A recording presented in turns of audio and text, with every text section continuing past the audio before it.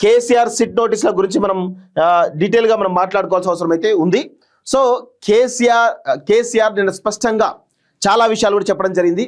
So ఎక్కడైతే మీరు SIT నాకు నోటీసులు ఇచ్చారో ఆ నోటీసులు చెల్లవు, చట్ట విరుద్ధము అని చాలా స్పష్టంగా చెప్తున్నాడు. సో ఇలా 2-3 ప్రధానమైనటువంటి పాయింట్లు చెప్తున్నాడు మిత్రులారా. ఒకటి, అసలు సిట్ నోటీసులకు చట్టబద్ధత లేదు అని చెప్పేసి చాలా స్పష్టంగా చెప్పడం జరిగింది. రెండోది, నేను ఎర్రవెల్లిలో నివాసం ఉంటున్నా అని చెప్పేసి నేను చెప్పినప్పటికీ కూడా మళ్ళీ ఇక్కడ నందినగర్లోని ఇంటికి నోటీసులు అంటించడం ఎంతవరకు సమంజసం అని చెప్పేసి చెప్పడం జరిగింది. సో ఇలాంటి ప్రధానమైనటువంటి అంశాల మీదనే ఆయన నేరుగా సిట్ నిబద్ధతని ప్రశ్నించి, సో సరే ఎట్లయితే అట్లా ఈరోజు మాత్రం వస్తాను, కానీ తర్వాత మాత్రం ఎర్రవెల్లిలోని నా ఇంటికి వచ్చే నోటీసులు ఇవ్వాలి, ఎర్రవెల్లిలోని నా ఇంట్లోని విచారణ చేయాలని చెప్పేసి చెప్తున్నాడు. సో నేను ఒకటే అడుగుతున్నాను కేసీఆర్ని, కల్వకుంట్ల చంద్రశేఖర్ రావు, ఒక్కసారి నీ 10 ఏళ్ల పాలనలో మాలాంటి జర్నలిస్టులను అక్రమంగా ఎత్తుకెళ్ళినావు, గుర్తుపెట్టుకో, కిడ్నాప్ చేసినావు, కనీసం నోటీస్ ఇవ్వకుండా మమ్మల్ని తీసుకుపోయి పోలీస్ స్టేషన్లో ఏ విధంగా టార్చర్ పెట్టినావు తెలియదా నీకు? అది మాత్రం గుర్తుండదు నీకు. మమ్మల్ని మాత్రం అక్రమంగా అన్యాయంగా తీసుకుపోవచ్చు, చేయొచ్చు, కానీ నిన్ను మాత్రం నీ ఇంటికి వచ్చి ఎర్రవెల్లో నువ్వు ఎక్కడనో తెలుసుకొని అక్కడికి వచ్చి నీకు నోటీస్ ఇచ్చి అక్కడికి వచ్చి నేను విచారణ చేయాలా అంటే మాలాంటి వాళ్ళకు ఒక న్యాయం, మీలాంటి వాళ్ళకు ఒక న్యాయమా? నువ్వే నువ్వు పెద్ద స్వర్గలోకం నుంచి లేకపోతే ఇక్కడ ఆకాశం ఊడిపడ్డావానే?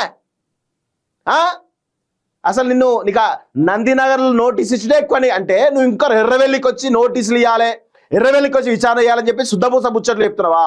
నీ 10 ఏళ్ల పాలనలో మాలాంటి వాళ్ళు ఎంతమంది అరెస్ట్ చేయాలి నోటీసులు ఇవ్వకుండా? అప్పుడు గుర్తుకు రాలేదా చట్టం న్యాయం? ఇప్పుడే గుర్తుకొస్తుందా చట్టం న్యాయం?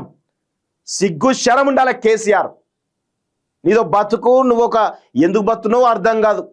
నువ్వైతే తెలంగాణకు పట్టినటువంటి దరిద్రం కేసీఆర్ అంటేనే, తెలంగాణ పట్టినటువంటి చీడా దరిద్రం కేసీఆర్ అంటేనే. 10 ఏళ్ల పాలన మర్చిపోయినకుంటావా? మమ్మల్ని అరెస్ట్ చేసినప్పుడు నోటీసులు లేకుండా కనీసం ఏం కేసులు పెడుతున్నావు కూడా తెలియదు, ఇష్టారీతిన కేసులు పెడతా ఉంటావు. పెట్టి ఎస్ఓటి నీ కులపోళ్లను పెట్టుకొని ఆ డీసీపీలుగా పెట్టుకొని, ఏది ఎస్ఓటి డీసీపీగా గోనె సందీప్రావు లాంటి వాళ్ళను, టాస్క్ ఫోర్స్ డీసీపీగా రాధాకిషన్ రావును, ఎస్ఐబి చీఫ్గా ప్రభాకర్ రావును పెట్టుకొని నువ్వేమో పెద్ద తురుంకాను అయినట్టు కాసిం రజ్వీ లాగా నువ్వు ఎంత దారుణమైనటువంటి పరిపాలన చేసినావు తెలియదా మాకు? ఎంతమంది అమాయకులను అరెస్ట్ చేసినావు, ఎంతమంది అమాయకులను ఇబ్బంది పాలు చేసినావు, ఎన్ని కుటుంబాలు నాశనం చేసినావు. అంతేకాకుండా తెలంగాణ రాష్ట్రం వస్తే అమరవీరుల కుటుంబాన్ని ఆదుకుంటాం, ఉద్యమకారులను ఆదుకుంటాం అని చెప్పి అధికారులకు వచ్చినటువంటి దొంగవు నువ్వు. కనీసం అమరవీరుల కుటుంబాలను ఆదుకోలేదు, ఉద్యమకారులను ఆదుకోలేదు, కనీసం నీ పార్టీలో నీ కోసం త్యాగాలు చేసినటువంటి ఎంతమంది నాయకులు కార్యకర్తలకు నువ్వేమైనా ఇచ్చినావా? మాట్లాడుతున్నావు నువ్వు న్యాయం చట్టం అంటూ మాట్లాడుతున్నావు. ఏం నీకంటే అధికారం మదం ఉంది అని చెప్పి ఇష్టం వచ్చి బిహేవ్ చేస్తావా? ఇప్పుడు అధికారం దిగిన తర్వాత అన్ని గుర్తుకొస్తాయా? మాలాంటి వాళ్ళు గుర్తుంటాయి కదా నీ పరిపాలన, నువ్వు ఏం చేస్తావు అవన్నీ గుర్తు చేస్తావు కదా ప్రజలకి. ఏం లేదండి, శుద్ధపూస ముచ్చట్లు చెప్తున్నాడు కేసీఆర్. బెండ్ తిత్తే కానీ సెట్ కాడు. నోటీసులు అక్రమం అయినా విచారణకు వస్తున్నాట. నందినగర్ ఇంట్లో నేడు విచారణకు కేసీఆర్ ఓకే, 3 గంటలకు అందుబాటులో ఉంటానని కబురు. బీఆర్ఎస్ ఆందోళన నేపథ్యంలో భారీ బందోబస్తు. ఎర్రవెల్లిలో ఉంటున్నానని చెప్పినా మళ్ళీ నోటీసా? ఎర్రవెల్లిలో ఉంటాను నువ్వు తురుంకానమానే? ఆకాశం ఊడిపడ్డావా? సిగ్గు శరం ఉండాలి కొంచెమైనా. 65 దాటినందుకు నన్ను ఉన్న చోటే విచారించాలి. ఇంకా చెప్పు, శుద్ధపూస ముచ్చట్లు అన్నీ చెప్పు. ఇక తెలంగాణ ప్రజలకు ఏం తెలియదు కదా, చెప్పు. సుప్రీంకోర్టు తీర్పు స్పష్టంగా ఉన్నా సిట్ చట్ట ప్రకారం వ్యవహరించడం లేదు. ఎర్రవెల్లిలోనే ఉంటున్నానని 29న లేఖలో స్పష్టంగా చెప్పిన దాన్ని పట్టించుకోలేదు. ఇది కోర్టు ధిక్కారం కిందకే వస్తుంది. సిట్ వైఖరిని ప్రశ్నిస్తూ కేసీఆర్ సుదీర్ఘ లేఖ అంటూ చూస్తా ఉన్నాం. సో సుప్రీంకోర్టు తీర్పు స్పష్టంగా ఉన్న సిట్ చట్ట ప్రకారం వ్యవహరించడం లేదు. ఎర్రవెల్లిలో ఉంటున్నానని 29 లేఖలో స్పష్టంగా చెప్పి, అంటే సిట్ చట్ట ప్రకారం వ్యవహరించడం లేదని అంటా ఉన్నావు కదా. నువ్వు ముఖ్యమంత్రిగా ఉన్నప్పుడు చట్ట ప్రకారం వ్యవహరించినవా? చెప్పు కేసీఆర్, నీకు దమ్ము ధైర్యం ఉంటే చెప్పా. అన్ని పనికిమాలిన ముచ్చట్లని చెప్పకు, మాకు తెలియదు అనుకుంటావా? నువ్వు నీ పనికిమాలిన విషయాలు.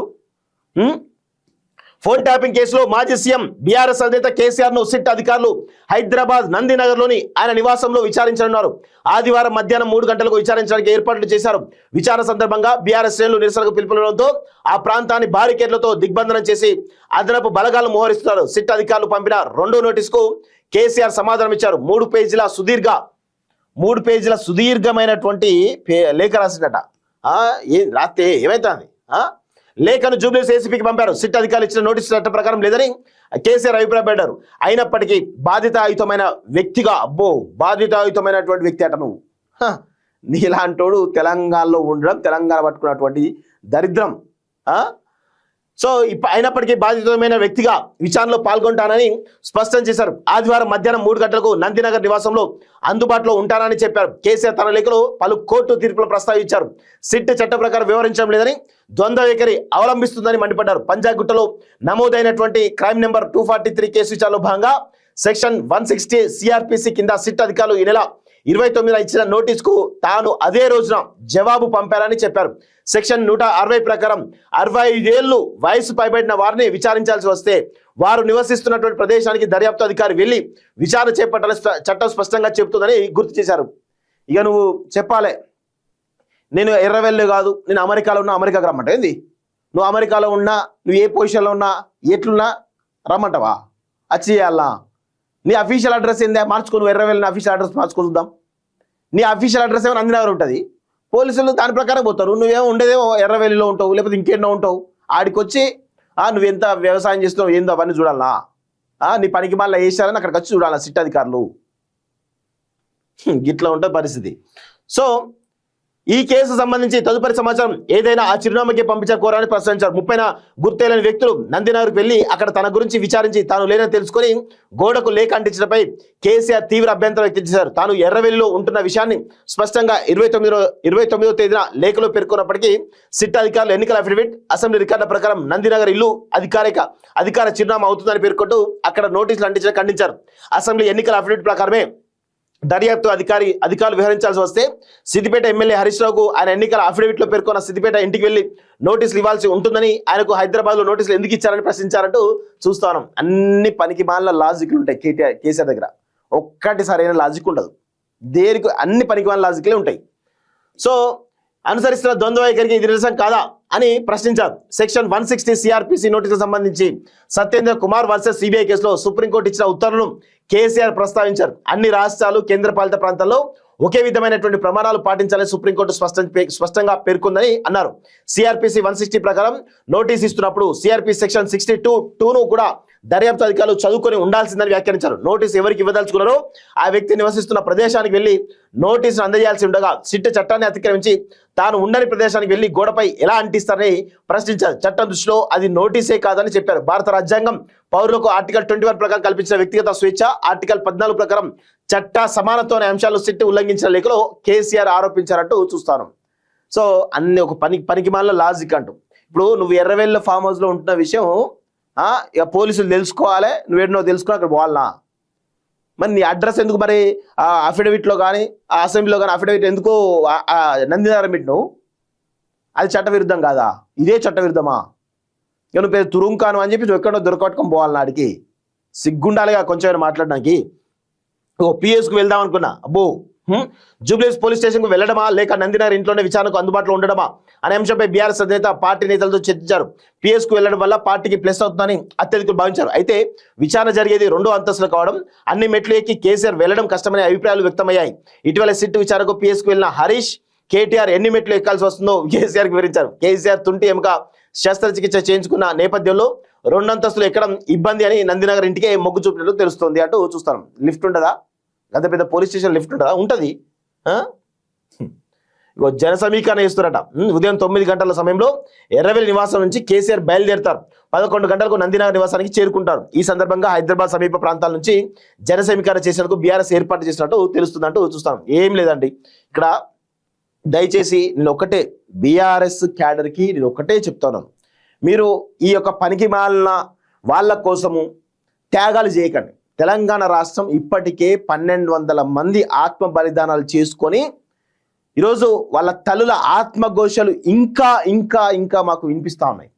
దయచేసి వీళ్ళు చేసేటువంటి ఎమోషనల్ స్పీచెస్ తోటి, ఎమోషనల్ ప్రసంగాలతోటి, ఈ రెచ్చగొట్టేటువంటి వ్యాఖ్యలతోటి దయచేసి కేసీఆర్ లాంటి పనికి మాలిన వెధవల కోసమో, కేటీఆర్ లాంటి పనికి మాలిన వెధవల కోసమో వీళ్ళందరి కోసం దయచేసి మీరు ఆత్మ బలిదానాలు చేసుకోకండి, లేకపోతే ఎలాంటి అవాంఛనీయ సంఘటనలో దయచేసి మీరు దూరకండి. వీళ్ళు ఎందుకు చేస్తారు? వీళ్ళు ఎమోషన్స్ రెచ్చగొట్టాలి, తద్వారా ప్రజల్ని ఎమోషనల్గా వీక్ చేయడం ద్వారా ఏదో ఒకటి చేస్తారు. చేస్తే వైలెన్స్ అని చేస్తారు, లేదంటే ఆత్మ బలిదానం అని వేసుకుంటారు. తద్వారా రాజకీయ లబ్ధి పొందుదాం, రక్తదాహం తీర్చుకుందాం అనేటువంటి ఒక కుట్ర పన్నుతా ఉన్నారు ఈ కల్వకుంట్ల కుటుంబం. దయచేసి ఈ వీళ్ళ వలలో, ఈ ఎదవల వలలో ఎవరు కూడా పడొద్దు. వీళ్ళ కోసం ఎలాంటి నిరసన కార్యక్రమం చేయొద్దు అని చెప్పేసి బీఆర్ఎస్ పార్టీ క్యాడర్కి నేను విన్నవిస్తా ఉన్నాను. దయచేసి ఎమోషనల్గా మీరు పోకండి, ఎమోషనల్గా పోయి అనవసరంగా మీ జీవితాలను ఆగం చేసుకోకండి. మీరు ఏదైనా అవాంఛనీయ సంఘటన చేస్తే మీ మీద కేసులు అయితే మీ కెరీర్ దెబ్బతింటుంది. వాడెవ్వడు కూడా వచ్చి మీ కుటుంబాన్ని ఆదుకోడు. ఈరోజు తెలంగాణ ఉద్యమంలో శ్రీకాంతాచారి లాంటి వాళ్ళు, ఇషాన్ రెడ్డి లాంటి వాళ్ళు అనేక మంది చనిపోతే వాళ్ళ శవాల దగ్గరికి పోయి శవరాజకీయం చేసినటువంటి ఈ కేసీఆర్ కుటుంబ సభ్యులు కనీసం తెలంగాణ వచ్చిన తర్వాత, అధికారానికి వచ్చిన తర్వాత ఆ కుటుంబాలను కూడా ఆదుకోలేనటువంటి దుర్మార్గులు వీళ్ళు కదా. ఈరోజు తెలంగాణ కోసం లక్షలాది మంది యువకులు, విద్యావంతులు తమ జీవితాలు పరంగా పెట్టి ఉద్యమం చేస్తే కనీసం వాళ్ళను ఆదుకోలేనటువంటి దుర్మార్గులు వీళ్ళు కదా అధికారంలోకి వచ్చిన తర్వాత. వీళ్ళ కోసం మీరు ఆత్మ బలిదానం చేసుకుంటారా? వీళ్ళ కోసం మీరు వైలెన్స్ చేస్తారా? వీళ్ళ కోసం మీరు నిరసన కార్యక్రమాలు చేస్తారా? మీ జీవితాలు ఖరాబ్ చేసుకుంటారా? మీ తల్లిదండ్రులకు ఆత్మఘోష మిగిల్స్తారా? మీ తల్లిదండ్రుల యొక్క కడుపు కోత మిగిల్స్తారా? అది గమనించండి దయచేసి. ఈ ఎదవల కోసం దయచేసి మీరు ఎలాంటి కనీసం ఏ నిరసన కార్యక్రమం చేయకండి దయచేసి. వీళ్ళకి ఏంది అంటే ఈ కల్వకుంట్ల, నేను అందుకే వీళ్ళని కల్వకుంట్ల కాలకేయాలంట. ఎందుకంటే వీళ్ళకు రక్తదాహం ఎక్కువ. ఈరోజు అమాయకమైన ప్రజలను రెచ్చగొట్టి వాళ్ళను ఆత్మ బలిదానం చేసుకోవడం ద్వారా ఈరోజు మళ్ళీ ఒక రాజకీయం చేద్దామనేటువంటి, శివరాజకీయం చేయడం ద్వారా వీళ్ళు అధికారులకు మళ్ళా వద్దామనేటువంటి ఒక ప్రయత్నం తప్ప ఏది లేదు. దయచేసి ఈ విచారణ సందర్భంగా కొంతమంది ఏది వైలెన్స్ అని చేయాలి, లేకపోతే ఇంకేదైనా ఎమోషనల్ వీక్ అయిపోయి ఇంకేదైనా వేసుకోవాలని దాంట్లో ఉన్నట్టు కనబడతా ఉంది. సో దయచేసి అలాంటి జోలికి పోవద్దు అని చెప్పేసి కూడా ఈరోజు నేను కోరుతా ఉన్నాను.